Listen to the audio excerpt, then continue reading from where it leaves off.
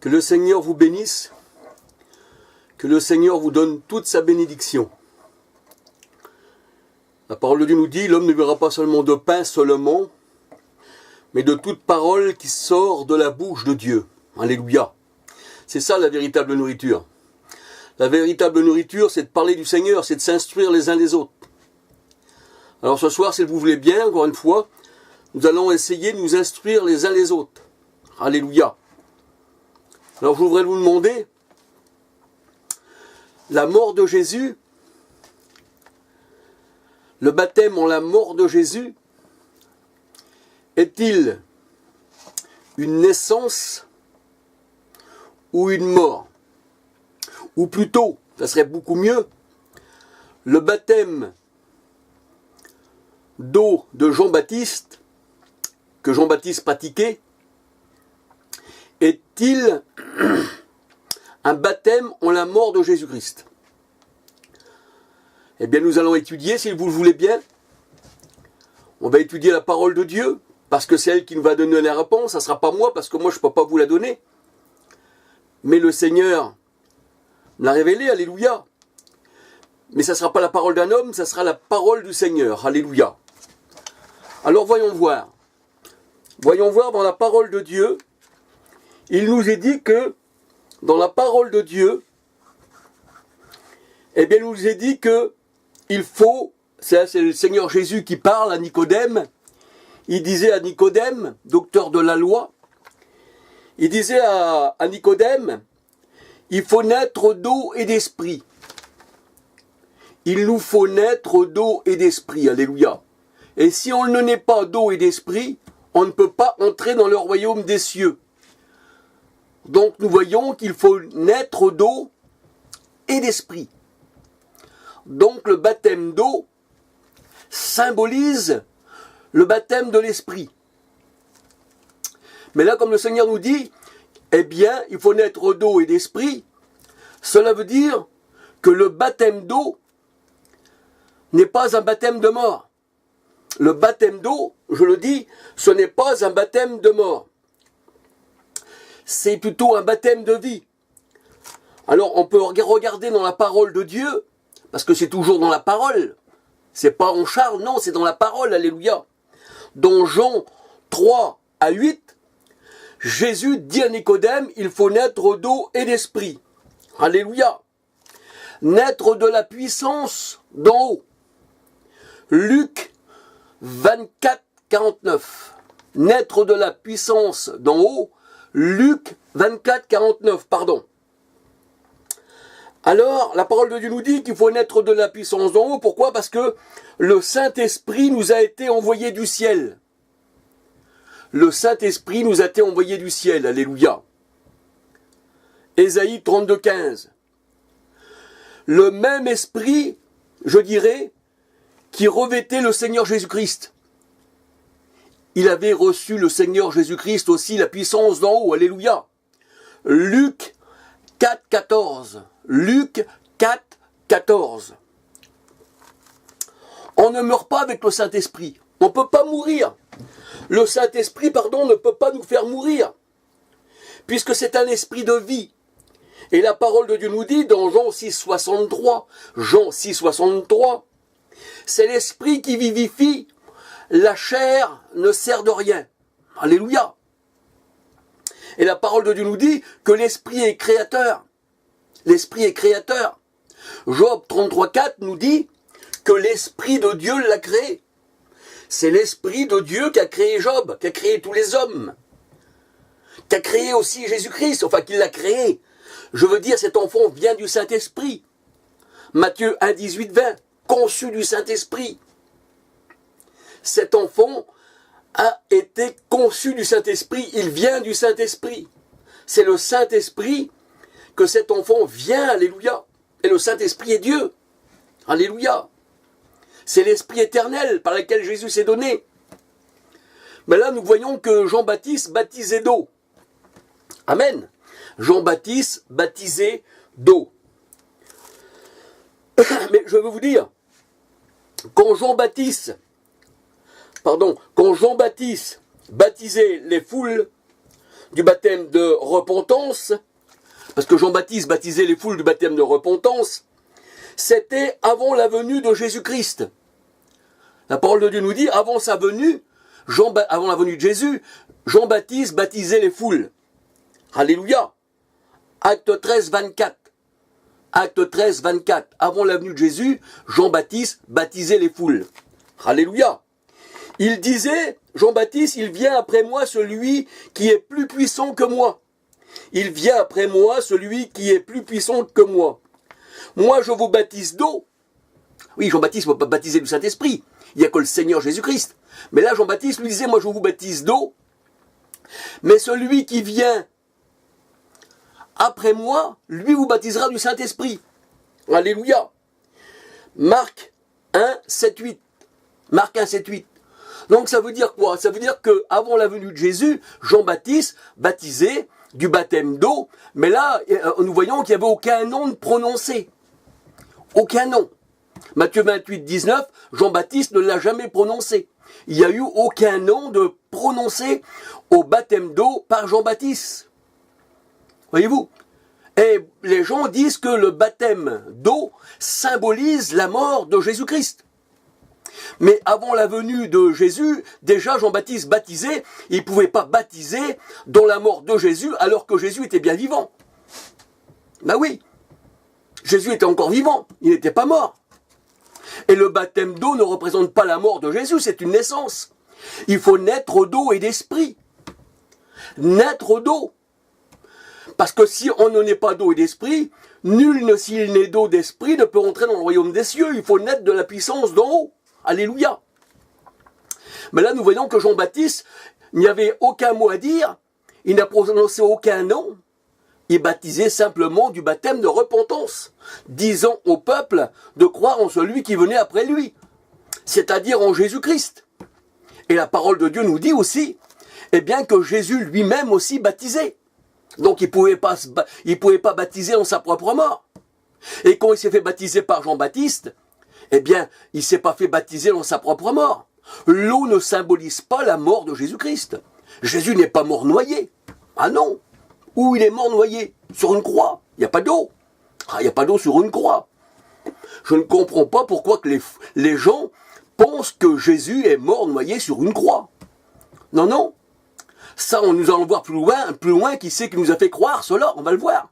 Nous allons le lire. Alléluia. Alors je disais que c'était avant la venue de Jésus, eh bien que Jean-Baptiste baptisait d'eau. Alléluia.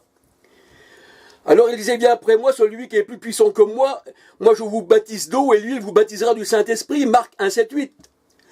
Jean-Baptiste a été envoyé devant Jésus-Christ. Devant Jésus qui signifie l'Éternel Sauveur. Le Dieu Sauveur pour préparer ses voies. Marc 1, verset 2, 3. Jean 1, 30, 31. Jésus aussi baptisait ses disciples. Jean 4, verset 1, 2. Jean 4, verset 1, 2. Jésus baptisait ses disciples. Ah oui, alléluia. Toutefois, la parole de Dieu nous dit, Jésus baptisait pas lui-même, c'était ses disciples qui baptisaient. Mais c'était comme si c'était Jésus. Alléluia. Alors demandez-vous comment Jean-Baptiste pouvait baptiser les foules en la mort de Jésus alors qu'il baptisait avant la venue de Jésus. Et Jésus était vivant. Comment il peut baptiser en la mort de Jésus alors que Jésus était bien vivant? Et Jésus serait baptisé en sa propre mort, en se faisant baptiser par Jean-Baptiste. L'eau symbolise, je vous le dis encore, symbolise la vie. Faut naître d'eau et d'esprit, parce que l'eau, c'est le symbole de l'Esprit Saint, qui nous crée en un homme nouveau. Alléluia. Alors voyons voir un peu plus loin. Jésus s'est fait baptiser par Jean-Baptiste, il n'était pas mort, il n'a pas été enseveli dans sa propre mort. Alléluia. Romains 6.3 et Colossiens 2.12, les versets que les soi-disant chrétiens prennent pour baptiser d'eau, ne nous parlent pas d'eau. Ah non. Romains 6.3 et Colossiens 2.12 ne nous parlent pas du tout d'eau. Cherchez une seule goutte d'eau dans ces versets. Il n'y a même pas ce qui s'appelle une rosée, ça parle pas du tout d'eau, quoi, voilà le mot. Et bien sûr, les catholiques trinitaires, catholiques bien sûr et protestants, bien, ils prennent ces versets pour baptiser, ensevelir avec lui dans le baptême en sa mort. Non, c'est pas une mort. Jésus n'est pas mort noyé. Alléluia. Alors c'est vrai que Romains 6, 3 et Colossiens 2, 12 nous parlent pas d'eau, mais d'une mort sur une croix. Romains 6, verset 6. Ces versets nous parlent d'une mort sur une croix. Romains 6, verset 6. Sur une croix, il n'y a pas une seule goutte d'eau. Ceci est une invention catholique de Tertullien au IIe siècle. Parce qu'au IIe siècle, bien avant les protestants, Tertullien disait qu'il fallait se faire plonger dans l'eau, submergé, immergé par-dessus la tête, et être immersié 3 fois pour chaque personne, pour chaque Dieu de la Trinité. Alors que nous savons qu'il n'y a qu'un seul Dieu. Jacques 2,19, tu crois qu'il n'y a qu'un seul Dieu, les démons ils tremblent, pardon. Voilà. Tu crois qu'il n'y a qu'un seul Dieu, les démons le croient aussi et ils tremblent. Donc nous voyons que c'est une invention de Tertullien.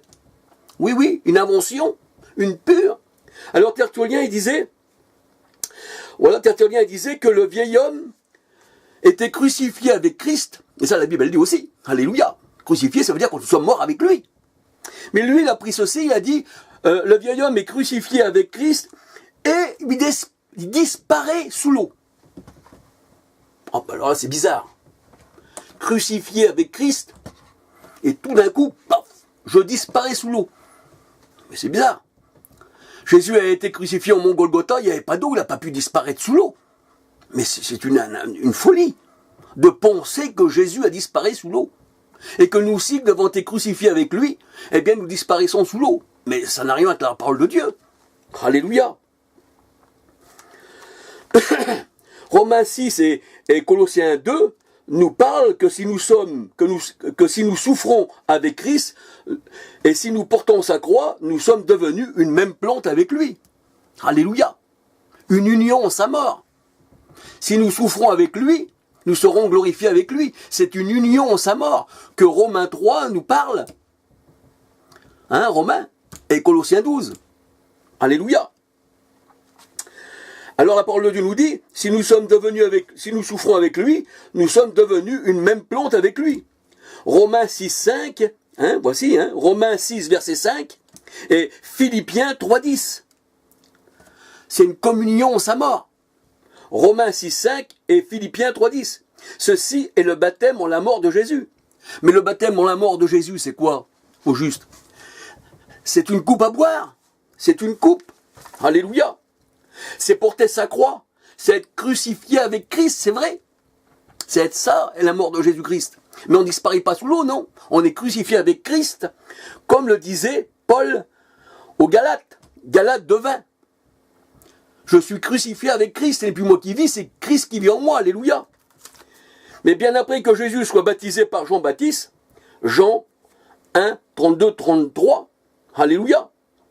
Bien après que Jésus soit baptisé par Jean-Baptiste, Jean 1, 32, 33, il dit à ses disciples, c'est-à-dire Jésus-Christ avait été baptisé par Jean-Baptiste, et beaucoup de temps après ce baptême-là, par Jean, il dit à ses disciples, pouvez-vous boire la coupe que je dois boire, ou être baptisé du baptême dont je dois être baptisé?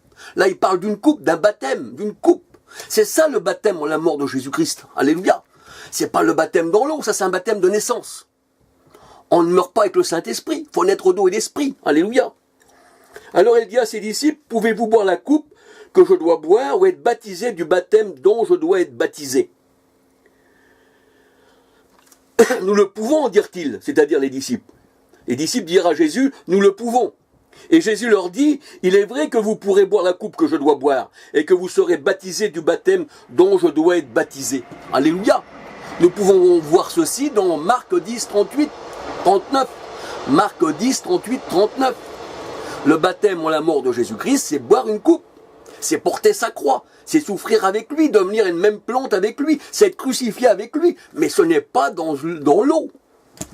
Nous ne sommes pas morts noyés avec Jésus-Christ, avec la croix, subitement descendus dans l'eau. Non, non. Ça, c'est Tertullien, catholique, 2e siècle, qui disait qu'il fallait plonger 3 fois dans l'eau au-dessus de la tête. Voyez-vous? Donc le baptême par immersion, il est purement catholique. Les catholiques ont fait des baptêmes après par aspersion. Ça c'était une bonne chose, je vous en parlerai plus tard. Ça c'est une bonne chose. Mais maintenant ils retournent à leur ancien vomi. Parce que c'était tout qu'un vomi qu'ils avaient par eux. Vers eux c'était qu'un vomi. Mais dans ce vomi-là, il y avait peut-être quelque chose de bon. Le Seigneur il dit retenez ce qui est bon, mais ne dites pas amen à tout. Alléluia. Il y a quelque chose de bon dans toutes les religions à prendre. Mais il ne faut pas dire qu'on va tout manger. Si je vous mets un poisson sur la table, vous n'allez pas manger les arêtes avec. Vous allez choisir ce qui est bon. Et bien là, c'est pareil. Mais je vous expliquerai pourquoi que l'aspersion, elle est bonne.